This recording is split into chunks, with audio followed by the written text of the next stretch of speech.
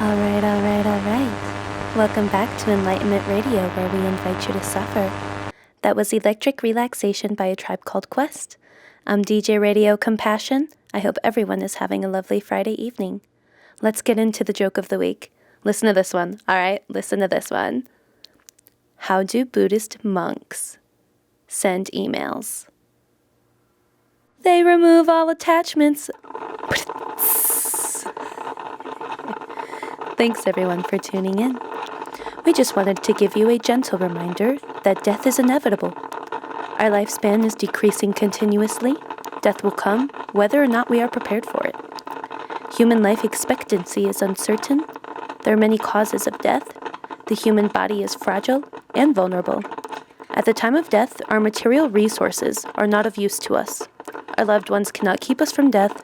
Our own body cannot help us at the time of death. This next song goes out to Grace D. George of Utica, New York. Thanks for tuning in.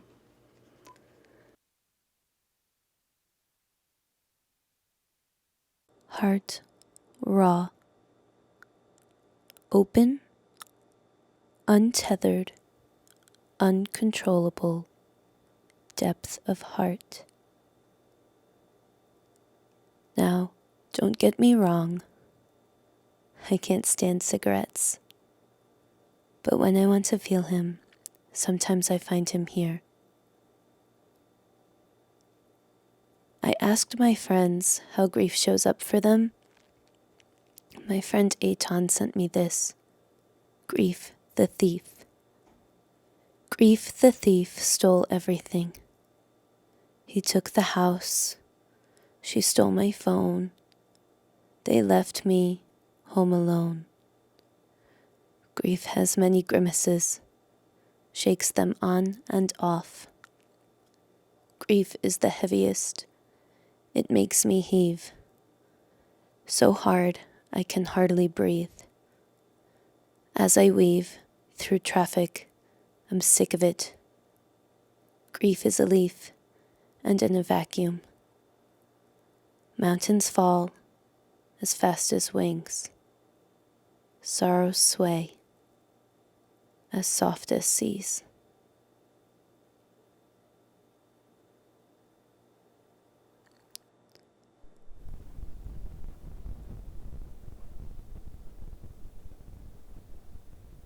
Sometimes I took care of the body aches with this.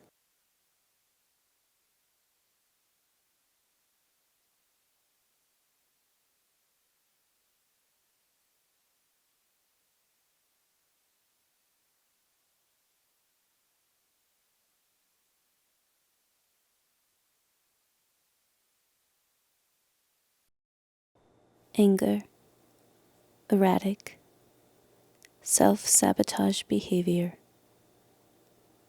loneliness. Other times, I'd take 3 baths a day.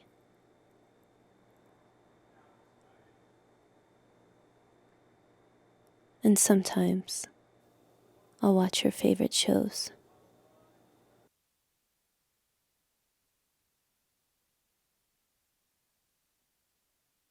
The last words I said to you were, if you go, I am going with you. You shook your head no at me. I'm still here. All at once, out of nowhere, expressed as isolation.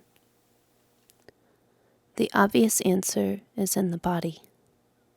The more abstract answer is between each breath. The space where you can never fully inhale or exhale. Stuck in the middle.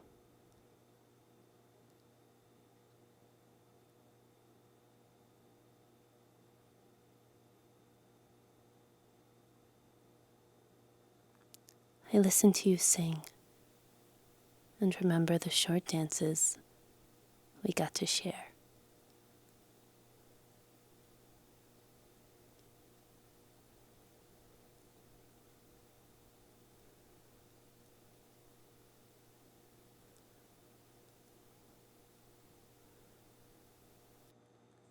Where do I feel you the most?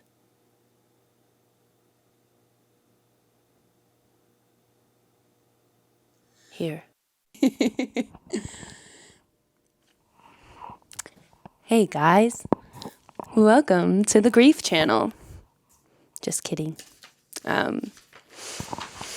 I'm reading this off of a script because this entire film was scripted, and during this sequence, my friend who is a phlebotomist was supposed to come and do a live blood draw on me.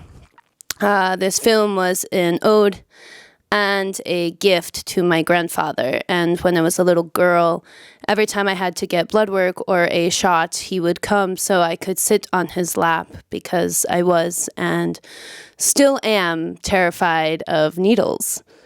This was meant to represent grief that might show up when we're facing our fears.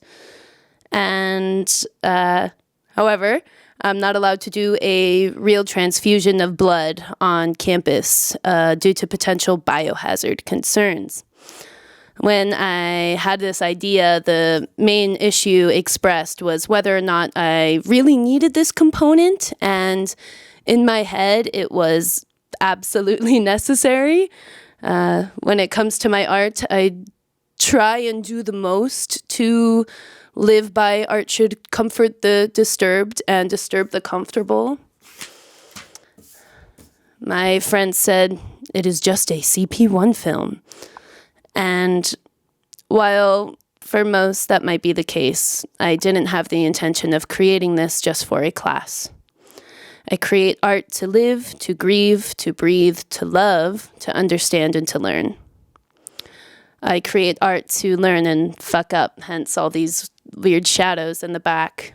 I panicked because I thought, what else could I do that was as drastic as a live blood draw that wouldn't face any potential legal problems?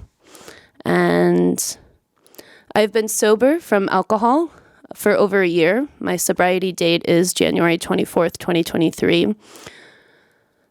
And what could be more drastic than breaking my sobriety on camera? Because after all, I am 23 and I can drink in my apartment here on campus. So here we are with a box of wine because I am cheap and was out of focus for a second. So I am going to drink this singular cup of wine, and tomorrow will begin my new sobriety date. This is a massive effort of vulnerability. I thought I would go the rest of my life without drinking alcohol again. And this will have to teach me a massive amount of self-control afterwards. During the sequence, when I was supposed to be getting my blood drawn, I was supposed to break down in tears and cry. But I just got back from a silent yoga and meditation retreat, and I cried so much there that every time I've tried to cry for this film, it's been near impossible. So, here is our cheers to grief. Tomorrow starts a new date of sobriety.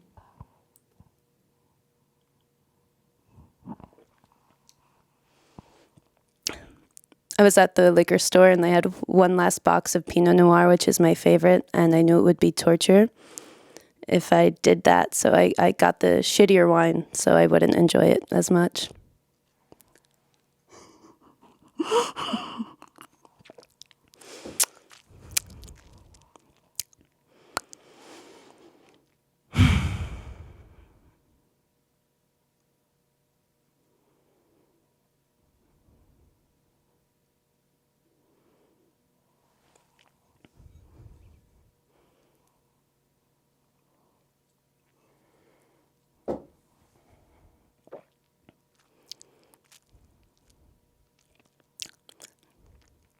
I actually don't miss the taste of this.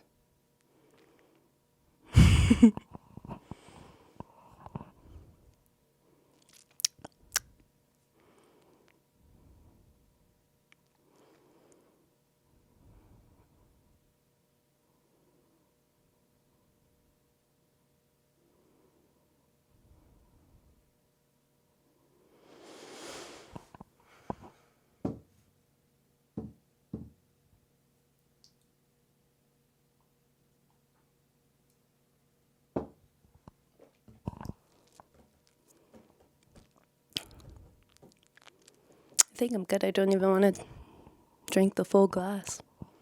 It's actually just really terrible. Okay.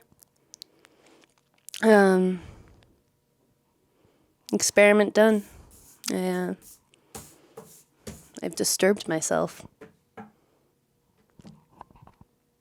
We can cut.